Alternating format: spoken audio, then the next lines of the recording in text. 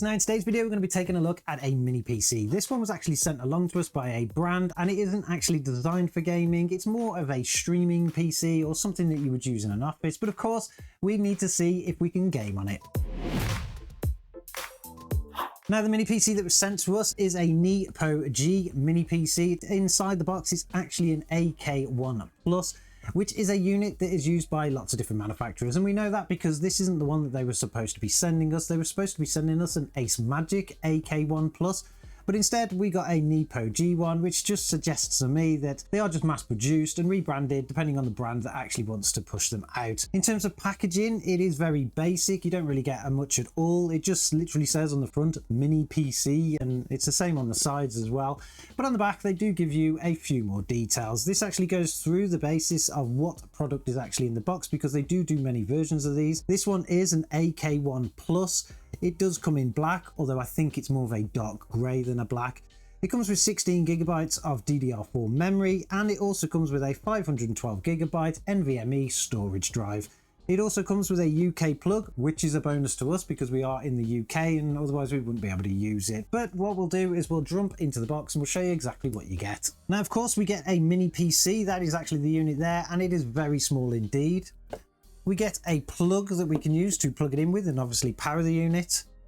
It does also come with a HDMI cable. They include one of them. It's quite short, but it will do the job. A couple of screws for the mounting bracket on the back. The mounting bracket itself, which actually just gets mounted to the unit, and then either you can stick it on the back of a TV or on a wall itself.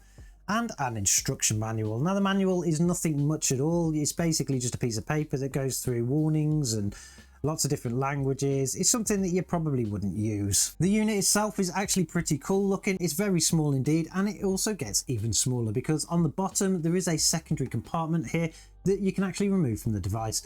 Inside this actual piece here where you undo the screws, you can install an extra 2.5-inch hard drive or SSD, so it is expandable. You can expand the storage on this and you can give it a bit of a mass storage if you do want to save files on it.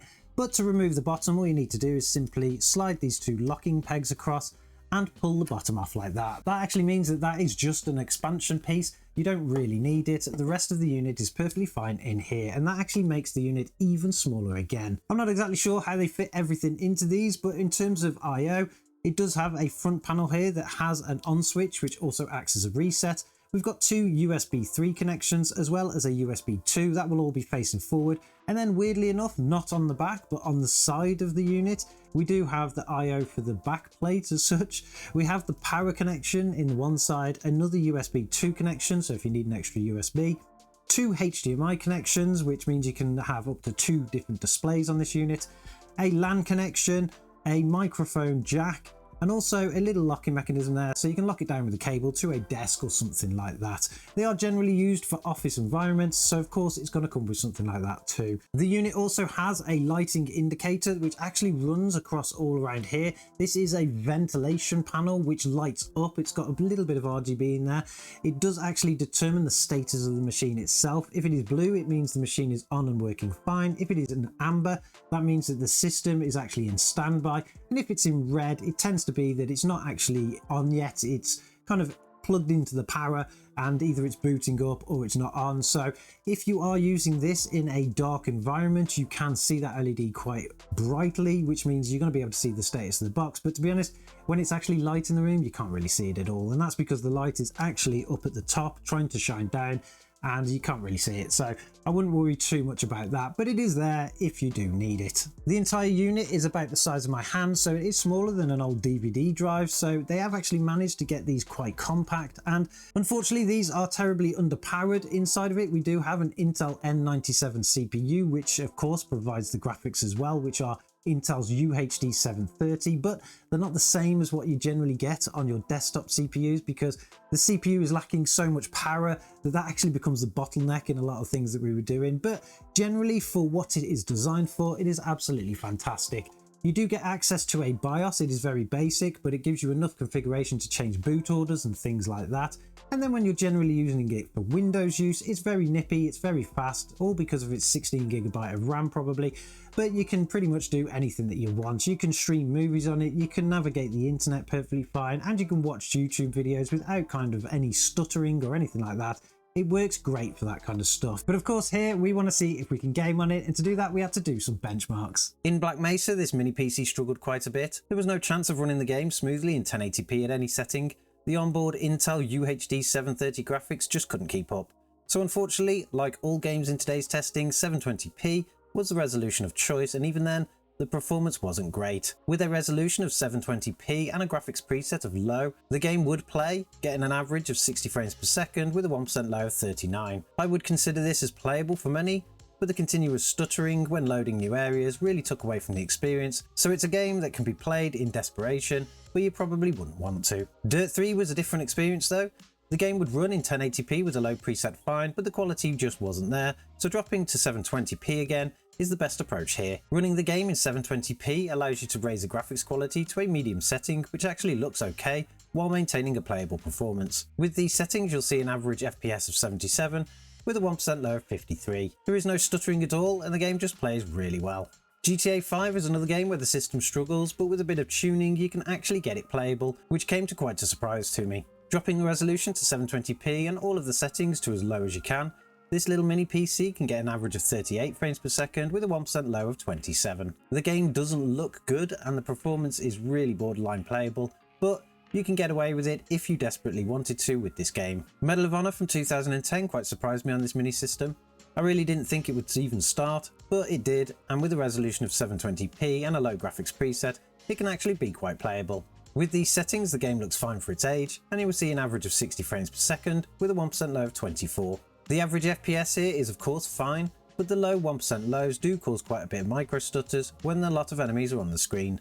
It is playable, but again, like GTA 5, probably only in desperation. The last game in our testing for this mini PC was Tomb Raider from 2013, and as always, this game really shows how well games can be optimized if developers choose to do it. Running the game still in 720p with a normal graphics preset, the game looks fantastic, and is actually very playable, getting 59 frames per second on average, and a 1% low of 32. This is actually more of a console-like experience from when the game was released, but with a much better graphical quality, so it is kinda like a souped up Xbox 360, which is more than okay. It seems very much from our testing of this mini system that anything modern is completely out of the question.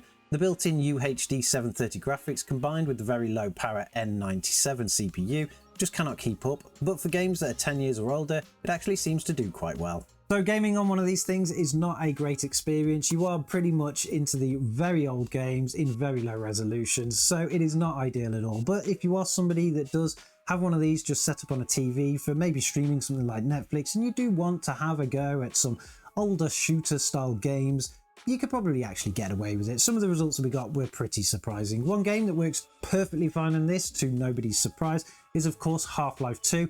That game you can run in 1080p with a pretty much a high preset, and it will work flawlessly. There is absolutely no issues. It's very smooth. You can complete the game all the way through. So if you are a fan of the older Half-Life series, because pretty much Half-Life 1 will run perfectly fine too, you could get away with playing those types of games on them. So it's not completely useless, but it's not something you would want to purchase to do gaming at all. Now these units do come with an assortment of specifications, and they roughly run from around £150 up to £300. This specific unit with the N97 processor will set you back about £250. I think that's a little bit steep, but that's probably because I don't really tend to find there's much use for these tiny little PCs, particularly without a proper APU in them.